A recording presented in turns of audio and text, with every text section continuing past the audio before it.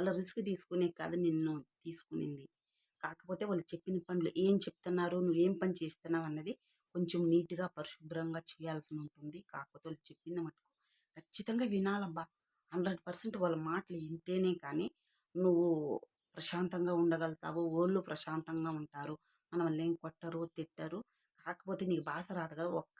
ఒక పనికి 10 సార్లు చెప్పి వాళ్ళు చేపిచ్చుకోవాలి కాబట్టి వాళ్ళు నిన్నేమి అనరు. నువ్వు కోపగించుకోకుండా ప్రశాంతంగా చేసుకుంటే నువ్వు నిలబడేదానికి ఛాన్సెస్ ఎక్కువగా ఉంటాయి. ఇది మట్టుకు పక్కా. ఇది మట్టుకు గ్యారంటీ. అర్థం చేసుకోండి. పోయిన వాళ్ళు వాళ్ళ మాట విని నేర్చుకోండి భాష. నేర్చుకోకపోతే మీకే ప్రాబ్లమ్ అనమాట. నేర్చుకోండి. ఆఫీస్ నుంచెళ్తే ఆఫీస్‌కి పంపించేస్తారు. నేను చెప్పిన లక్షణాలు ఏమీ లేకపోతే. లేదంటే నీకెవరైనా తెలిసిన వాళ్ళుంటే వాళ్ళకైనా చెప్పి వాళ్ళ తరపున నీకు చెప్పించి ఇలా చేస్తాంది, ఇలా చేస్తాందని చెప్పడం అయితే జరుగుతుంది. పనే చేయలేదని